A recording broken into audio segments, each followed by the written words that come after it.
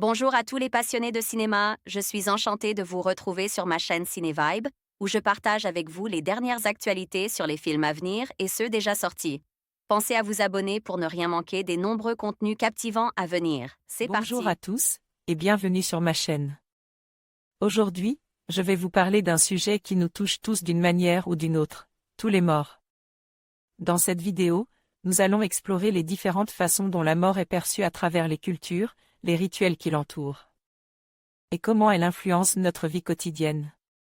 Je partagerai également des réflexions personnelles et des anecdotes qui, je l'espère, vous amèneront à réfléchir sur la vie et la mort. Restez avec moi pour un voyage à la fois poignant et enrichissant. Tous les morts. Jour de fête. Titre original, Todo os mortos. Date de sortie, 7 juin 2022. Cinéma, VOD, VOD. Date de sortie vidéo, 21 juin 2022. Durée, 2 heures. À participer à Berlin 2020. Le poids de la culpabilité familiale.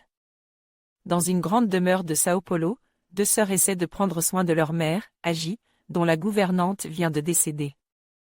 Le père de cette famille de producteurs de café, même s'il a perdu la propriété du domaine, reste là-bas, comme contremaître. Étrangement, une des sœurs prétend voir d'anciens esclaves morts, errer dans la maison. Hélène Louvard, de The Nove Somme Imagencé. Sous forme de huis clos, situe dans une grande demeure de Sao Paulo que Catano Gotardo et Marco Dutra, respectivement monteurs et co-réalisateurs du très original et fascinant Les Bonnes Manières, ont construit leur film.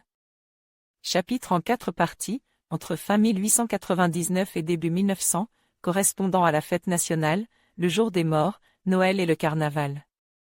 Tous les morts, s'intéresser à la mauvaise conscience des familles blanches du Brésil, quant au sort des esclaves noirs. Et avec un récit qui prend le tournant du siècle comme point d'appui, c'est le rapport entre ces deux classes qui se dessine, une des deux filles de la famille étant persuadée de voir apparaître ou défiler dans la maison, les anciens esclaves probablement force à travailler autrefois dans la plantation de café qui appartenait à la famille. C'est d'ailleurs habillement sur la toile d'un sac de grains de café, que vient s'inscrire le générique de début, comme quelque chose de marque et indélébile. Évoquant rapidement la mort récente de la gouvernante, et cherchant son remplacement par une autre femme, de couleur, le scénario nous embarque ensuite dans une dialectique entre croyances vaudou et foi chrétienne, manquant globalement d'ampleur, malgré une fin à la fois inattendue, réussie et symbolique. Olivier Bachelard envoyait un message au rédacteur: votre note, votre pseudo, votre commentaire.